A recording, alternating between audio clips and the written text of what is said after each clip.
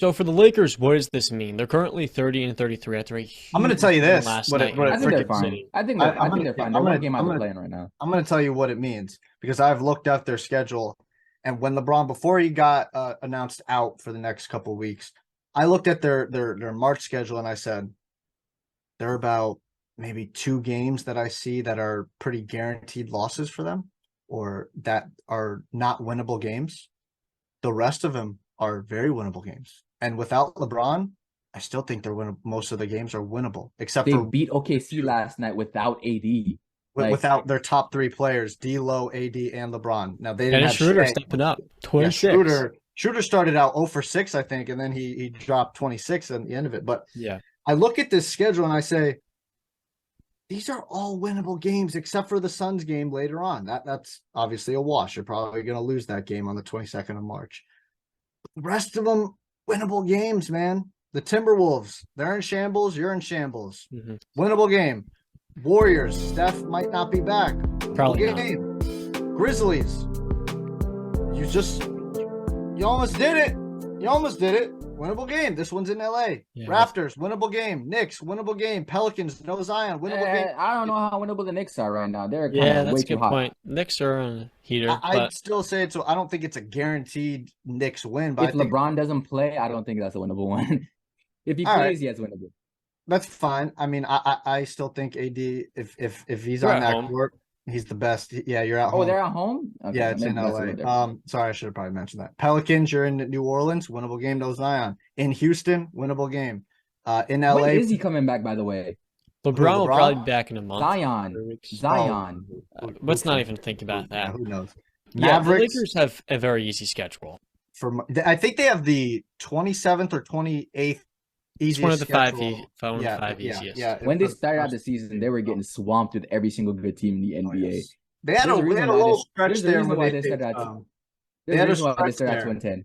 They had a stretch there though while they faced San Antonio, I think 3 straight times or something like in a very short amount of time. So they got a little reprieve there. But yeah, for the most part, I think the problem with the Lakers is back. that every single time they pick up some momentum, something happens. Like Mhm. they go 2-10, and then they pick up the pace. They almost reach 500. 80 goes out for like a month. Yep. All right, 80.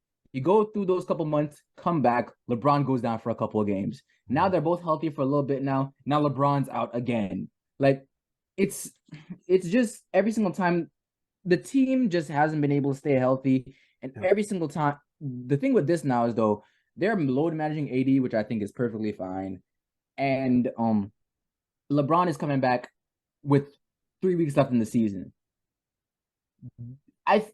They get into the play-in. Anyone from the Utah Jazz, Timberwolves, who's in the plan right now? Utah Jazz, Timberwolves, Pelicans, and Dallas. Okay, Dallas is probably making that playoff spot. But they shouldn't lose to Minnesota, Utah, or the Pelicans with this roster if LeBron's playing. I now, honestly see Utah is gonna. I think they're the odd team out in that discussion. I agree. They're not going to stick right around. now, I think the Lakers need to take that spot. Yeah, right now they're 1 game out of the play-in. The problem for the Lakers, though, is that can the Lakers get into the playoffs? Yes. The issue is when you have LeBron at 38 and Anthony Davis, not having a week off before the playoffs is a pretty big issue. If you had that week off, I would view this as a potential contender, but you don't. And so you're not going to be a contender. You need a break for these guys. They're going to be a first-round exit. The good news, though, is this supporting cast is a million times better than where it was last year because you have a lot more versatility, right? Vando, Malik, D'Lo. You have an actual roster. So that's the first step of the process. The second step, of course, is this is what makes them such a depressing topic. Given Anthony Davis is your best asset, do you have to look to maybe trade him to upgrade the roster and find a more durable star complement to LeBron that can play those regular season games while also being a good fit alongside him? I don't think the thing is it's like durable, yes, but you're gonna find people that can play at the heights of a fully healthy Anthony Davis. Even though you don't see that too much, you're not gonna get somebody that's gonna play to that level. And yes, you may win a couple more regular season games, but the moment you get around to the playoffs, it's a 39-year-old LeBron next year and somebody worse than AD. Would you rather 15 games of MVP play by AD, but he can't close the season, or not Kyrie Irving, but a star that can at least close the season, but is maybe not a top 15 player? Well, you're not winning a championship, but this is winning a championship. You're not winning a championship without AD. You're not even making the playoffs with AD. I mean, there's plenty of reasons why the Lakers are in this position. If they had this roster from the beginning of the season, we wouldn't be having this conversation. They'd be firmly probably in the playoff picture right now. They were plus 18 without AD in the starting lineup when he was out. They dug their hole, man. They dug it when they dug their hole when they traded for AD. I truly believe when they traded for AD, they signed their death wish, if you want to call it. Listen, the only reason they won that championship, they got the ring, but let's put the context in it. They got a ring because how many months they have off at the end of the season before the bubble started. AD almost didn't even play those last couple games of the finals. They needed how many months? Was it 2 or 3 months? 6. And then they all got healthy. 4. AD has never been healthy for a full season. The only time he did that was the bubble when they had 3 months off. Yeah. After that, we have not seen that. Before that, we have not seen that.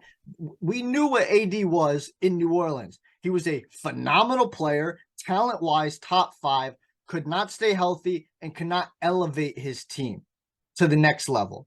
All right? He could elevate him. He just couldn't stay healthy because that year they made the playoffs. He had Drew. Nobody else on that team was mentioned. 2018. Yeah. Yeah. Splitting hairs. One of the conference finals after Boogie tore his Achilles, but yeah, good point. I love Boogie. I think that matchup. God, I wish we would have saw more of that pairing. But when they traded for AD, you knew what you were going for, and then obviously the terrible move where Pelinka didn't want to give DeMar DeRozan the extra year. They could have had DeMar, and then LeBron was like, "Well, we're not getting LeBron. Go get me Russell Westbrook." And then they got Russell, and we know what happened. And that's why you don't give your star power to acquire Russell Westbrook. Yeah, you don't get Steve. Well, the Clippers. Even the Clippers are learning. Wait, didn't Russ go to the Lakers saying that he wanted to be there? Wasn't the other way around? Russ no, it was a partnership. They both wanted a pair. No, it was because it was DeMar. LeBron wanted DeMar. LeBron wanted DeMar. Pelinka was not willing to give him the extra year. So then DeMar went to Chicago, and then LeBron's second option was, all right, well, go get me Russ. And Russ asked to be traded to the Lakers the moment he found out. Because he wanted to go to LA. But Russ's first option, if you all remember, was the report was out, if you believe it, he wanted to go to the Clippers with Kawhi. Apparently, he called Kawhi in 2019. Kawhi never returned his Can we talk real